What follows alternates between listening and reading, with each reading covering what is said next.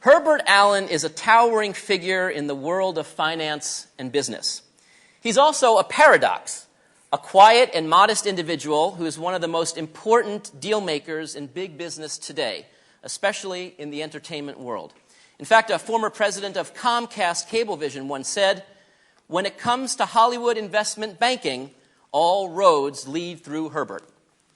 Mr. Allen is also irreverent, goes against conventional wisdom, and is not afraid to speak his mind. He's been quoted as saying, "Over a long weekend, I could teach my dog to be an investment banker." So much for MBA programs. He attended Hackley School in Tarrytown, New York, and then Williams College, graduating in 1962, after which he joined the family business Allen and Company, and the rest, as they say, is history. Today, he's one of the most creative individuals in the business world. Back in early 2000, Tom Brokaw of NBC News organized an effort to establish a scholarship fund at Williams in honor of Herbert Allen. Mr. Allen is a loyal supporter of the arts and of education, and of Williams College in particular. In fact, he was the principal donor of this very building, the 62 Center for Theater and Dance. Thus, it seems appropriate that we come together here to speak with this great man. Please join me in welcoming Mr. Herbert A. Allen. Herbert? Thank you. Thanks, Fred. Thank you.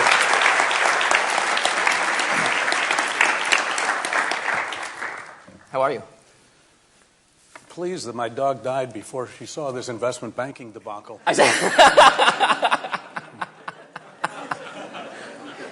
Well, have you been on the stage before? No, I've never been on the stage here. What did you think at any time to maybe name the building? I mean, this could have been the Herbert A. Allen Center for the Theater and Art. No, Morty was very kind about that, but really didn't make any sense to me. Is there anything named after you? My first son. I see. Well, you can't top that. Oh, I think that's pretty enough. good. You know. I have a lot of things I want to get to with you, but I thought let's just start with the crass things and get that out of the way. All right. So I want to talk about your wealth for a moment, and then we can move on. Okay.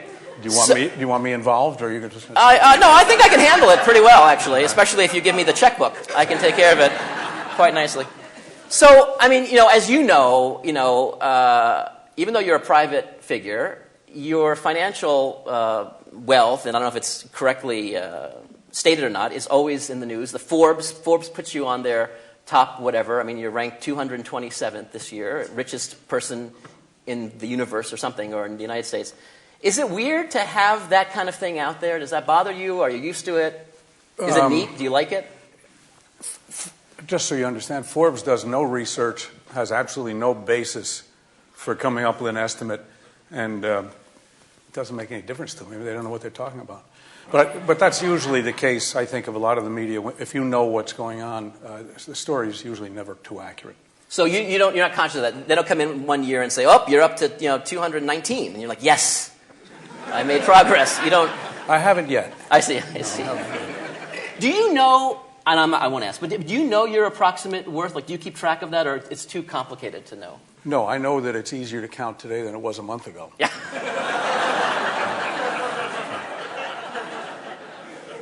Do you think so? Would you say that you took a hit of more or less than 20% over the past few months? Or less, probably, but I really don't know. Really? No, not the slightest idea. When do you think the economy is going to turn around? Well, I'm not an economist. Ask Morty; he's a better economist. But I would think a long time, longer than the estimates that I'm hearing. Unemployment, I think, will be higher than I'm hearing. I'm not sure I'm the right one to ask these questions, but I'd be surprised if unemployment didn't hit double figures. We're in a very deep hole created by ourselves and created by debt, and we put a lot of air in the balloon. It's gone. It's going to be a whole new way of living for virtually everybody in the country. What do you think that institutions of higher learning should be doing to brace for that? Well, I think they're somewhat inviolate, even though they may lose 35% of their theoretical net worth. I think what they should be doing is investigating their endowments to see how much they have in alternative investments and finding out who's doing the marks. In other words, in the value of the invest. Let's say Williams is worth $1 billion, 2 or 3 today. How much is in alternatives? How much is in hedge funds? Who's telling you what they're worth? And find out what they're really worth. You can't do much else. And then revise your policies because you're going to take a whale of a hit. Now, do you think there'll be a change? We'll see an economic change with the new leadership that'll be moving into Washington in January? Well, there has to be a change. I mean, there has to be a change in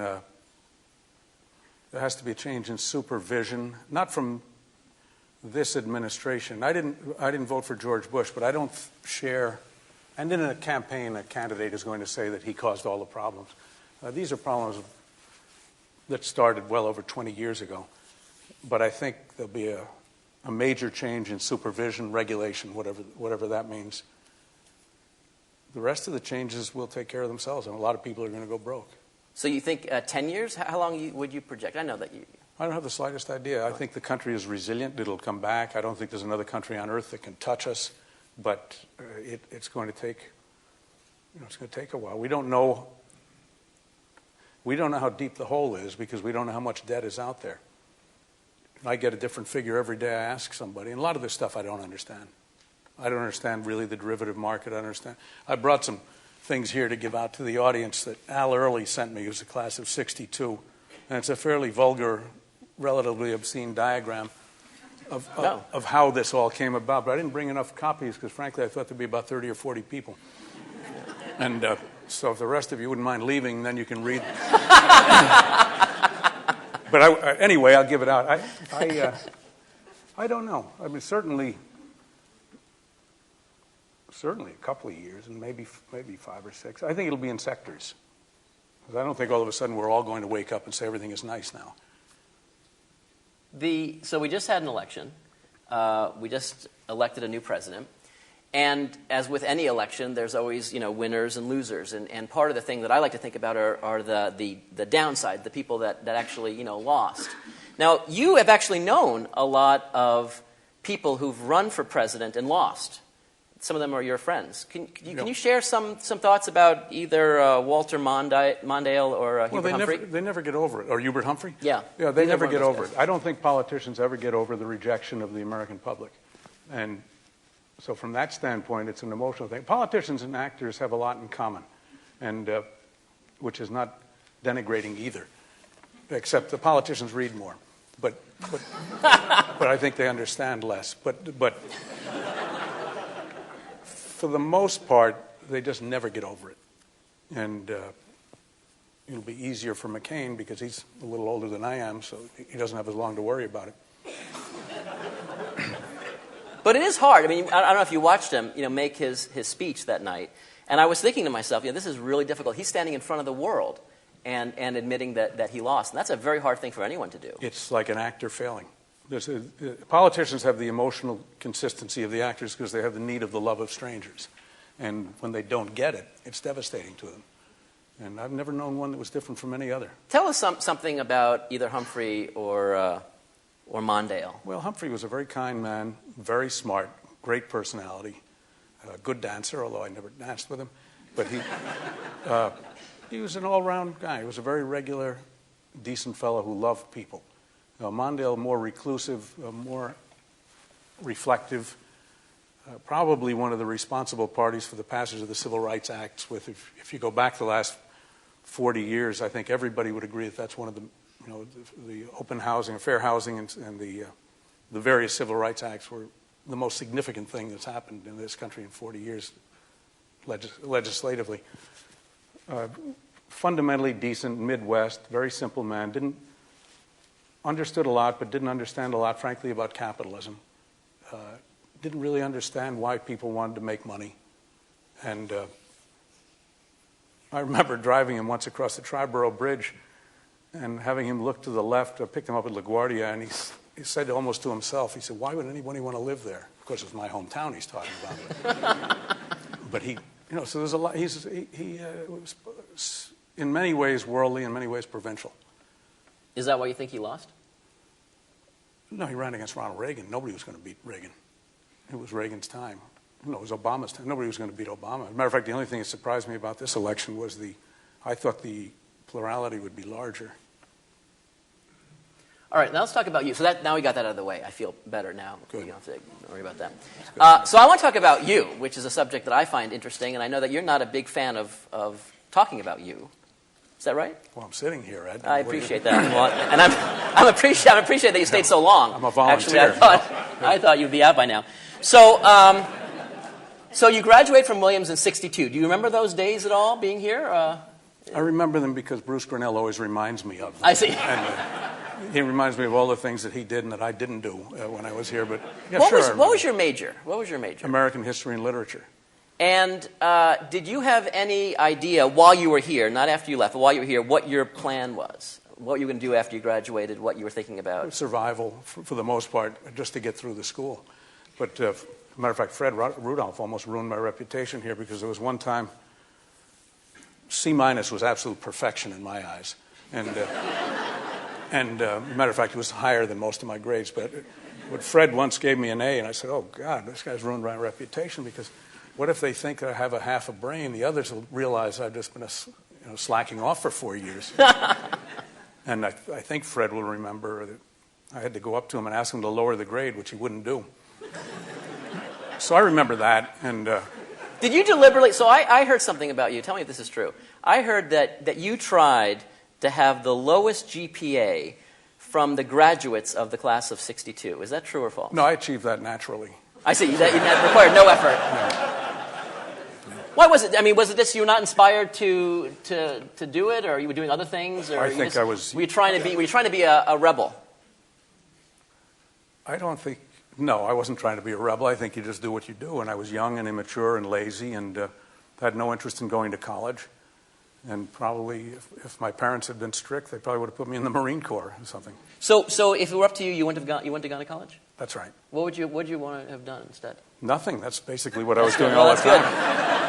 You know, you're 18 years old. What does anybody want to do? Yeah. All right, settle down. So,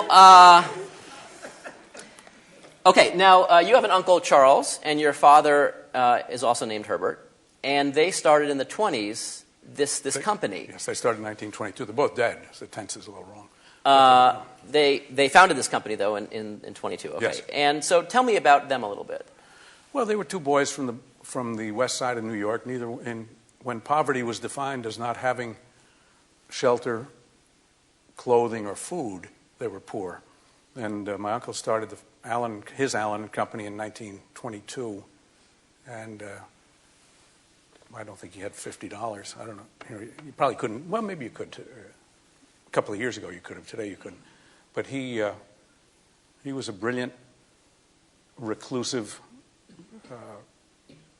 He was probably a genius.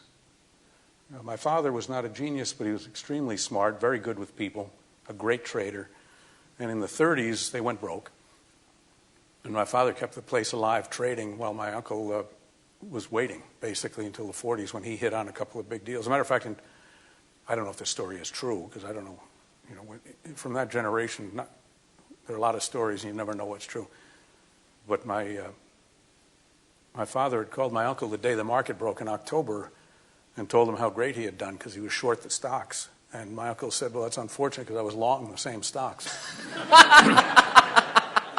And I think it's probably true. But anyway, they were broke. And then they did very well in the 40s and started investing in things for their own account. Always a small firm, as it is today. I mean, we only have 172 people. What did you admire about those guys? Just as people. I didn't care about the business much, because I didn't know anything about business. But they're just very decent people and treated everybody very well, and they were fun to be around. So you graduate in '62, and then you basically immediately join the family business. That's right. And was that something that you wanted to do, or you just had to do something? And no, I still maintained the same status as when I was 18. I didn't really want to do much of anything, but I, in those days we had a draft, and I thought I was either going to be drafted or go into some form of the military. And so my father said, well, you got to do something. So come down, sit on a trading desk for a while.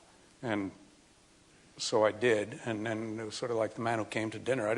I was 1Y, I was married, then I had children. But you go through the whole thing.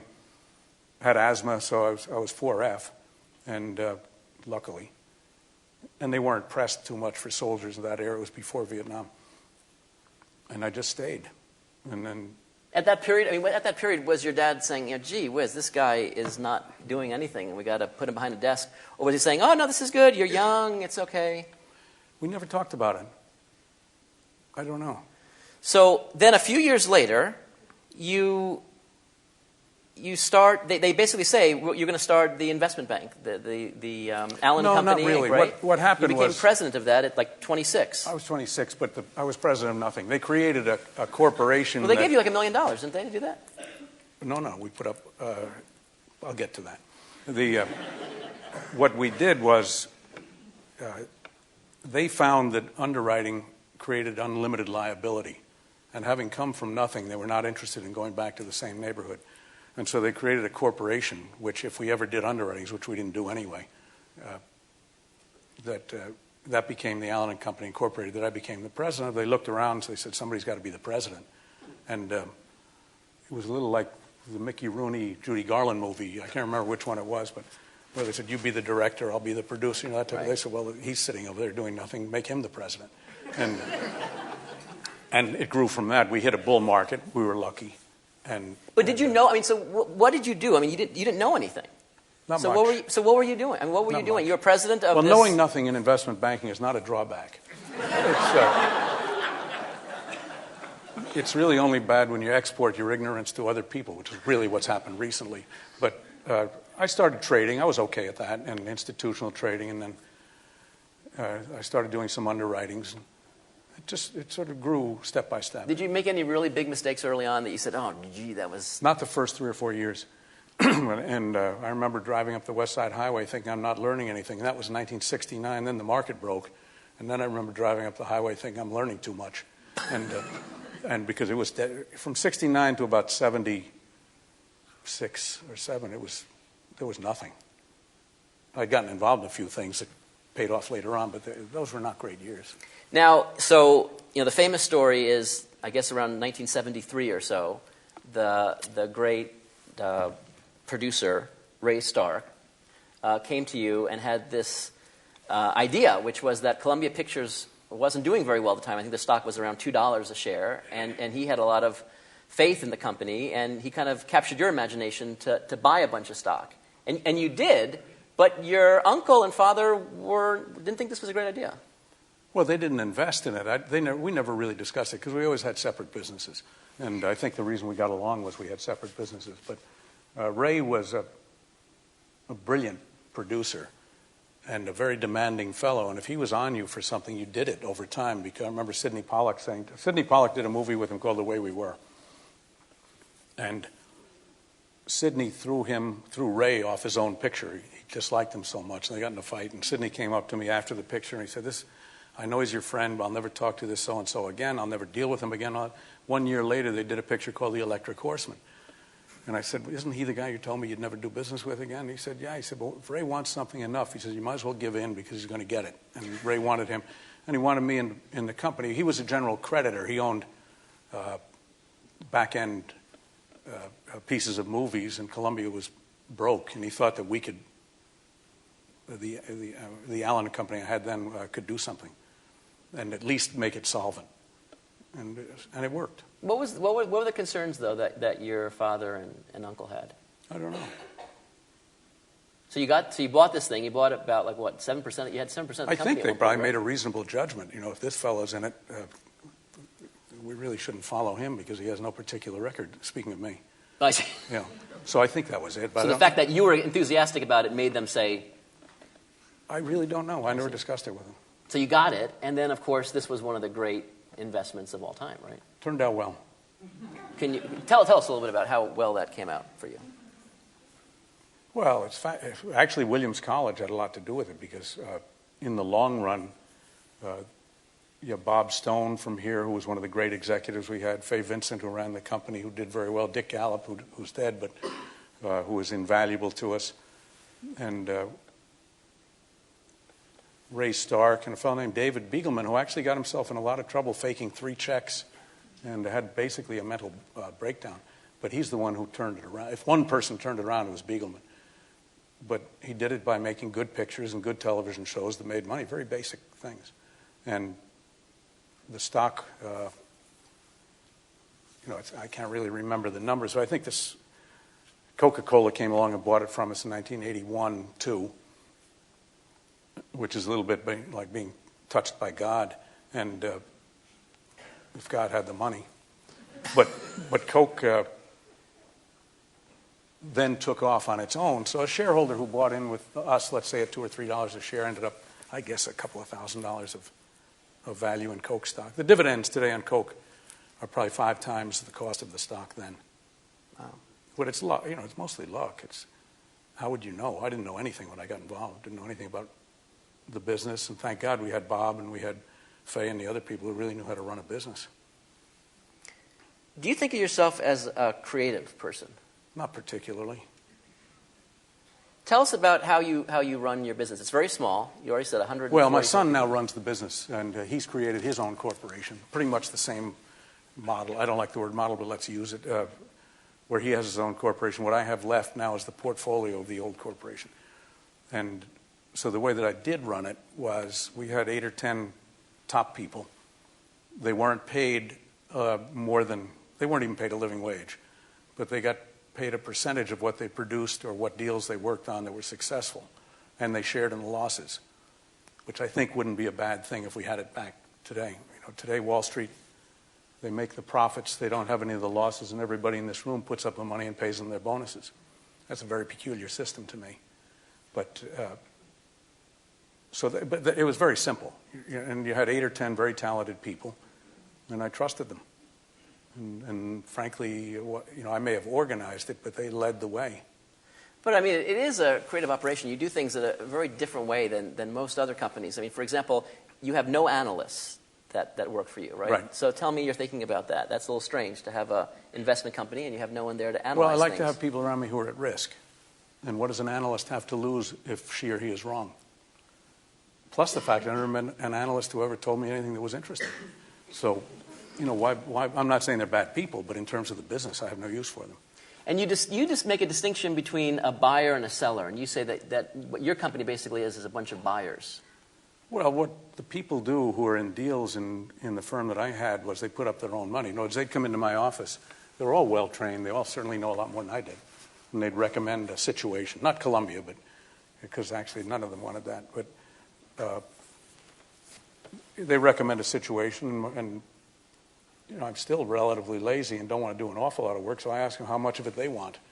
And I know their net worth, and I know their habits, and I know their expertise, and if they tell me they want a significant piece of it, then I'll say, okay, we'll do it, because they're on the line. And I believe very strongly in personal risk and reward. I believe not at all in what's going on today. Well, and isn't it true that sometimes clients or people that you've helped or collaborated with would want to actually pay you some kind of fee, and you would say no? A couple of times. Right? There's this QVC story, right? Well, that was a winner-take-all. No, it was what we didn't win. Right, so, but the fellow still wanted to pay you a few $1 million, and you kept saying no. Right, so tell the story. So this fellow sent Herbert. May I call you Herbert? Well, let's wait till we get to know each All other. Right, Sure. Sent Mr. Allen a check. They were trying. So you know QVC, the television station, where you can buy like Joan Rivers jewelry. But it's huge. I mean, it's huge. It's really huge. I mean, it's a huge thing. And they were trying to buy some things, and so Mr. Allen was helping, and then it apparently didn't go well. They didn't close the deal. But the president still wanted to pay Herbert for his services and sent you a check for like $1 million or something, and you sent it back, and then he sent it again, and you sent it back. That's an interesting way of doing business. Except that I happen to know the postscript is that you ended up getting about $15 million from him instead of the $1 million, which was actually a very clever way of doing business if you think about it. So this is a creativity, whether you want to admit it or not. Well, we sent it back 15 times. No. No, I think that was on a different deal. No, I think in that deal that we said that if we don't win, we don't get paid. And we didn't win. So that's fairly simple. I think the other one you might be referring to was where Sumner Redstone sent over $1 million. Right. But we didn't do anything for him. So you sent it right back? Yes. Now, like you mentioned already that your son Herb is now running the thing. Is that weird to give up the reins of power? Are you proud? Do you think of him like your father thought of you? As kind of. Oh, I have no idea, but I think pride is always a peculiar word when you talk about a child, because you really have so little to do with the creation of their good things, and I think that he does well. So I'm pleased. If he stopped tomorrow and wasn't in the business tomorrow, it wouldn't make any difference to me. So we have a mutual friend, Faye Vincent, who we talked with a few months ago, and he said that I should ask you, because I love talking about failure, and he said that I should ask you about the Liberty Equities story and what you learned from that. Now, I don't even know what that means. Well, Liberty Equities Could you tell us we what that did is? an underwriting, a private placement of $20 million of bonds around 1969, and it turned out to be a fraud. And they were convertible bonds. Actually, I thought it was a great deal for everybody who bought it. And about 4 weeks later, Bob Werble, who lives in this town, called and said, "What do you think of the Liberty loss?" And I said, "What loss?" Anyway, it was a fraud. And the fellow was keeping phony books, and he paid off the auditors. And Faye ended up being the lawyer for the other side. So we became reacquainted after not seeing each other for 8 years. But you only learn from losing. I don't think you ever learn from winning. I'm sure somebody does, but I never did. And it was a fascinating experience, not the least of which was going to Geneva to tell Bernie Kornfeld that he'd lost all his money when I didn't realize he was so coked up he couldn't hear a word I was saying. I kept thinking it was just the fit of his pants. I couldn't understand what was going on. But, were you scared? I mean, that scared you? Yes, that did. Yeah, because I figured I'd lost everything. Because I thought we'd have to pay the money back. It was such a stupid deal to do. It was so remarkably stupid. What kind of level are we talking? Was it hundreds of millions of dollars? No. It was about $20 million. In those days, that was hundreds of millions of dollars. What year was this? 69. Oh, okay. This was a while ago. Yeah. And so, what did you learn from that? What was the lesson for you? Well, first of all, to check things out more thoroughly. Obviously, the fellow had a great reputation in Washington, and his name was Wyatt Dickerson. I don't know if you remember Nancy Dickerson, used to be on NBC News. He had a beautiful house on the Potomac. Everything looked good, but there was nothing underneath it. But I think basically learned if I didn't have the capacity or capability to check something out, which I usually don't, find somebody who does. And there are plenty of people who can.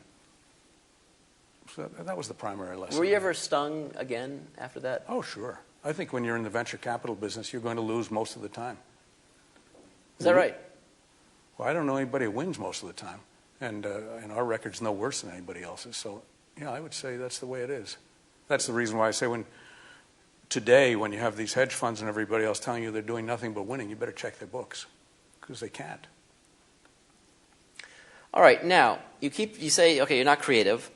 Now, about 30 or so years ago, you started this thing at Sun Valley.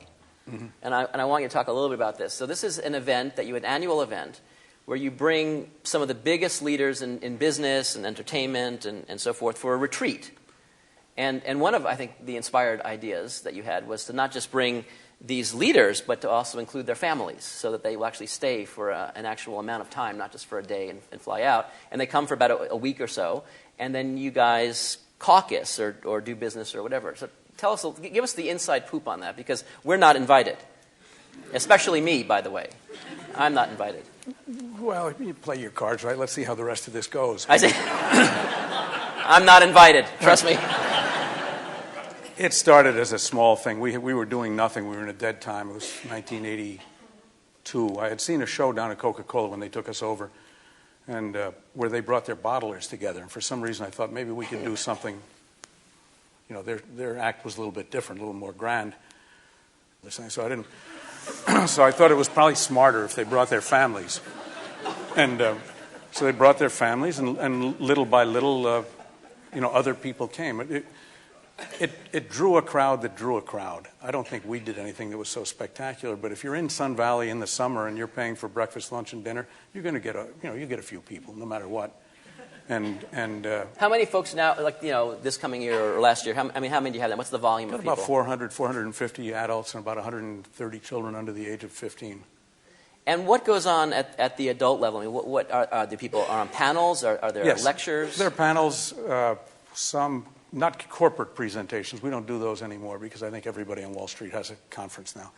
But we have what I like best now are panels of general interest where there's also something connecting to the business interests. But it's one of those things where it's very interesting to be involved in anything that becomes accepted because you never really understand why. But you recognize that it's happened. And people like to come to it now. So it's pretty easy now to get speakers. And we had a really interesting speech last year from the King of Jordan, was a nice fellow. And if I were Barack Obama, I'd spend a lot of time with him. I'd probably get rid of my whole State Department, spend a lot of time with him.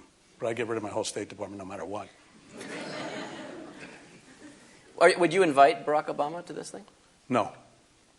Not because of Barack Obama. I couldn't care less about that. But you can't handle a president. Presidents don't travel with 6 or 7. This is a very small conference in a small town in the mountains. And the president, if we were honored and wanted to come, it'd be a real pain in the neck. I see. I mean, I don't care who it is. Presidents travel with 2,000 to 3,000 people everywhere they go. That's bigger than the town. I see. So it wouldn't work.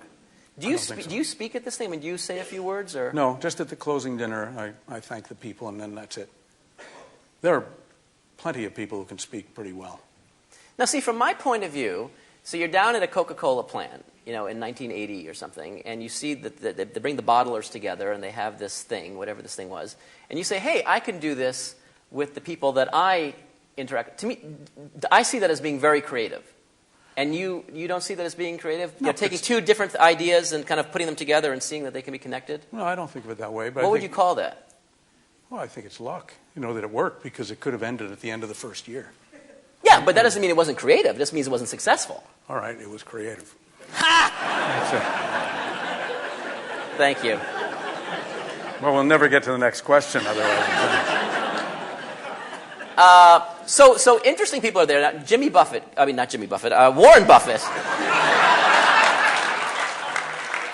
Has Jimmy Buffett been there, by the way?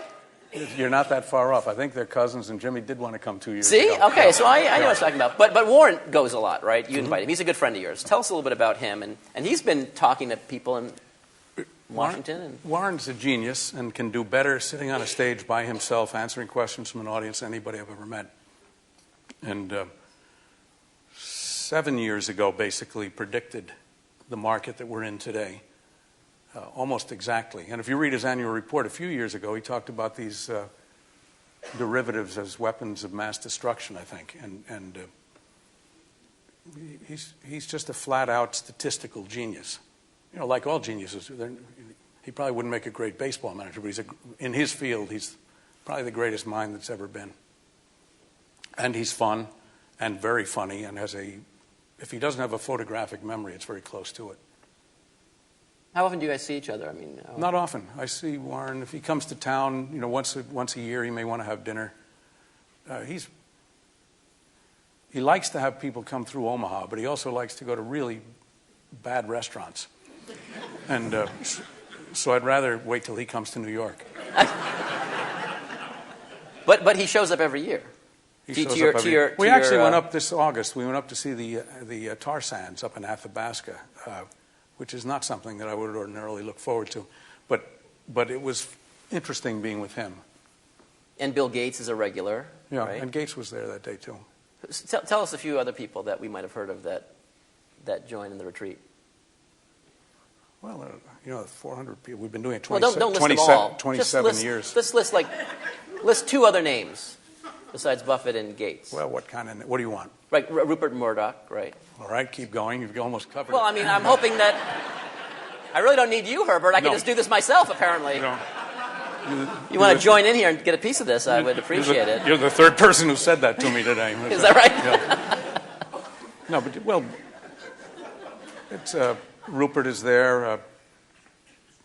Howard Stern. I don't know what kind of names you want, but there are an awful lot of different people from virtually anybody from the entertainment business and a lot of, and lately politicos. The most interesting politico, frankly, in the last 10 years. Well, we had Tony Blair. He did a nice job.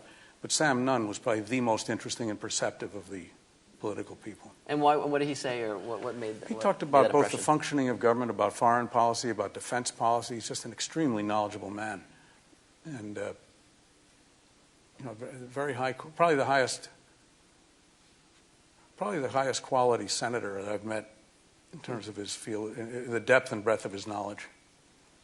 And will you sit down, I mean, at Sun Valley and meet with these people like a one-on-one? I mean, will you have a special meeting time with Tony Blair, for example? Did you and Tony Blair go out and have some time alone? No, because you've got 400 guests plus 130 children plus everything else. You don't have time for that. I see. So you're the host at your own cocktail party. You never even know how it went over afterwards. The main thing you want to do is get through it with nobody killing anybody else. But I mean, you recognize they do a good job, but they're not there for me. They're there for the crowd, and the crowd is very aggressive and gets to see them and talk to them and share ideas. There's a great quote that I found that Michael Eisner said about your thing, which he said, "Sun Valley is a cross between summer camp and an SAT exam." Does that sound? It can be heady. There's a lot of subject matter covered that requires concentration and focus, and and the people speaking are generally very smart, but they're very regular. We've had no troubles with any of them. One fellow once, but no, I won't tell you who he was. I was just hoping you would. No, but do you want me to guess? I can guess. I can go down the list of. You could. 400. You could, but right. He's not there anymore. But basically, the people are very easy to get along with, a very regular group. We're running out of time a little bit, and I want to touch on one last passion of yours, which takes you away from, or maybe not, the investment world, and that's the world of art. And I know, do you have someplace to be? You said we're running out of time. I didn't say it. It's a quarter to, and these people have lives. Yeah, so it's also almost. I know some of them. Yeah. Art. I want to talk a little bit about art. You are a passionate art aficionado, art collector. Tell us about that side of your life and what draws you to art and how that got started. Well, I think that's from you like American art, is that right? I do like American art because that's what I could buy when I first went into the galleries. And I think the reason is art was considered a gut course when I was here at Williams. And, of course, I took all of those that I could. And nothing greater than the art course, because you just go in and they turn the lights out and they put pictures up on the wall. And all you have to have is an adequate memory. That this is Degas and that's Renoir. And it wasn't that hard. It's much better now, but I mean, it's great now. It was great then. Oh, okay. Just making sure. I want to make sure that we are making that clear. I audited it last year. Did you know that? Why would you know that? Why would you know that? Let me know when it's my turn. Yeah, go ahead. No, I've collected American art, and it's because of Stoddard and Pearson and Faison and the course that they taught. And had I not come here and not taken that course, I don't think I wouldn't have known. I wouldn't have known what to buy. I wouldn't have known what I liked. So what do you like? Tell us the kind of things. I like recognizable, old-fashioned paintings that are pretty, basically. Very superficial. And, I don't care for modernism, postmodernism, so on and so on. Poor Michael Conforti, if he's here, hates my opinions on this stuff. Tadeo Ando bothers me. So at any rate, fairly simple stuff. But Homer, Remington, you like those guys? I like Homer, I like Remington, I like Hassan. I like all, things that I can understand. And do you have any non-American art or no? I have one that I bought from Ray Stark's estate. I'm drawing a blank on the name. But that was just because it was over his mantle in his house, and I remember that. So it had sentimental value. Yes. And how often do you frequent museums and galleries and auctions? Well, irregularly. I went to the Damien Hirst exhibit at Sotheby's in London about 2 months ago, which I thought was magnificent because, all my life I've been selling nothing for what I thought was a high price. And then I saw, and I realized that here's the world champ. I mean, this guy.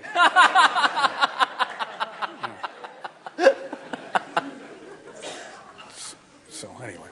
Is art a good investment? No. It is if you hit on a picture and you buy it cheap and it goes up, obviously. But generally speaking, art funds and things like that are ridiculous. No, I don't think art is a good investment. And also, if you think of what it costs you to buy a painting, insure it, sit with it for 30, 40 years. Well, no, I don't think it's... You can get lucky, but if you're buying it... I never bought a painting because of market value. or potential market value. As a matter of fact, it's a negative. If a painting goes up an awful lot in value, you start looking at it differently. Right, now before I ask Still you... doesn't mean, Michael, that you're going to get it. He's not going to get it? Yeah. All right, so let me do a little commercial here. You can take 2 seconds off, and it's going to be about me for just 15 seconds. So I want to announce that the next Gaudino Dialogue will, and this will be our last one of the year, is going to be on Wednesday, December 3rd at 8 p.m. It's going to be Deborah Robinson from the class of 78, the great social activist from Los Angeles will be coming in, and that's going to be in Brooks Rogers at 8 o'clock on Wednesday, December 3rd. So I hope that you can make that. Okay, so we only have a couple minutes left. Let me ask you a couple of things. Tell me some people that you admire. Oh, the whole load of them. I mean, it's too long a list. You could start, actually, when we started on the issue of this Performing Arts Center, Hank Payne really understood what the needs were. Art Lefebvre, you remember, who used to run the gas station down there, really understood. As a matter of fact, I really wanted to put it where the parking lot is down there now because I wanted to feed business into Spring Street. And it wasn't mine to give, to determine, but I thought that was a great spot. And I think Spring Street lost a lot when it lost it. But I'm glad it's here. I'm glad Bill Ron did the job he did. But had we put it there, and I was going to name it, if I could have, if Morty would allow me, Arts Performing Center. Really? Is that true? Yeah. That's cool. Yeah, well, it's a missed opportunity. But so there are people I think almost every day I run into somebody I admire, somebody who has special human qualities. I think the job you do with the students you have, when I see you with the kids the way we were earlier, that's great. Mark Taylor is, a fabulous teacher. Bob Jackal's been the people I've seen here, wonderful teachers. And I don't think there's a more honorable profession than teaching. I'm not so sure about tenure, because I think it makes people lazy, and I don't think it's a good idea to have a guaranteed anything in life. But I don't know that much about it. The market goes any lower, there might not be guarantees. So well, I think this is inviolate. You can't get me fired, can you? Is there a special little gesture you make to Morty and then that's it? No, I know when I'm being ignored by Morty because it's always when he says, "I hear you."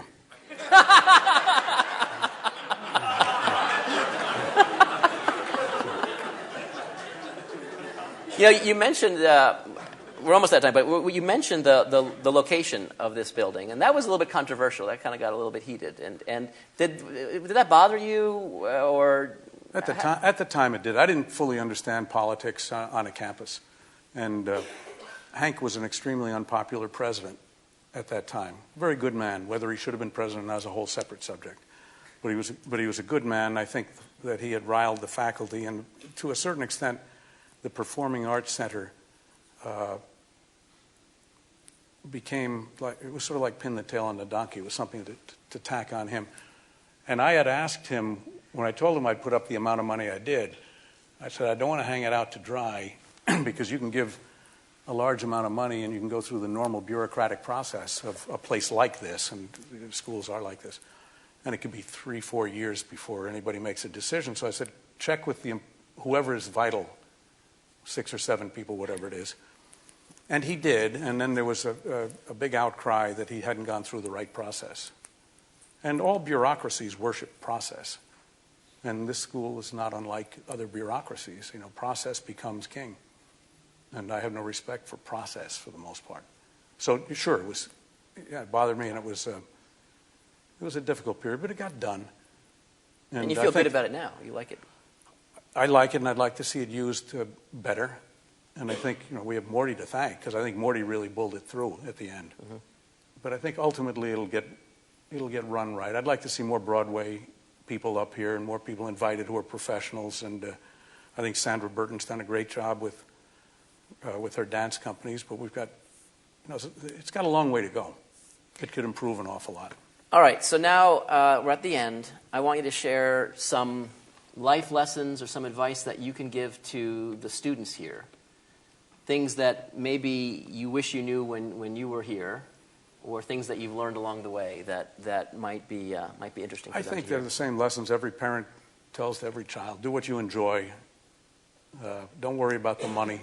Don't ever work for money, because it'll come your way. You know, this country is so great that if you're in most businesses, you're going to make enough money to afford your needs plus your excesses, plus probably your wretched excesses. Now, we're now living in an era that went exponentially past wretched excess, and where it was, matter of fact, I think I would describe this era in the last 10 years or 15 years as sort of radical capitalism. It's not legitimate capitalism, but it is to capitalism what the terrorists are to Islam, and they're not the real thing. And I think that what Wall Street has done, I'm taking this a little farther than you wanted me to, but I think what Wall Street's done is really a disgrace. And the idea that the government, so anyway, this goes back to the kids working for money, but the idea that the government should put up money to pay the bonuses of Morgan Stanley and I'm not picking on, I know a lot of people there I like, but Goldman Sachs and other firms, which is essentially what's happening here. The $250 billion they're talking about in equity is money that was taken out in the form of bonuses over the last 10 years from these firms. I think it's an outrage.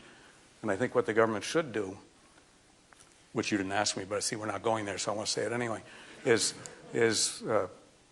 have a rights deal in these firms at about 5% of their market value and put much more equity up, dilute the current shareholders, because if you're a shareholder in a badly managed company, you deserve to lose. I certainly have many, many times.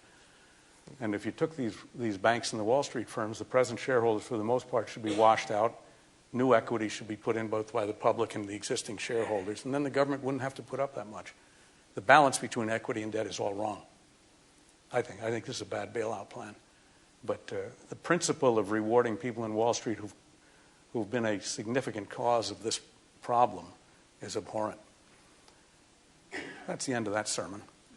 Well, I think you're a creative guy.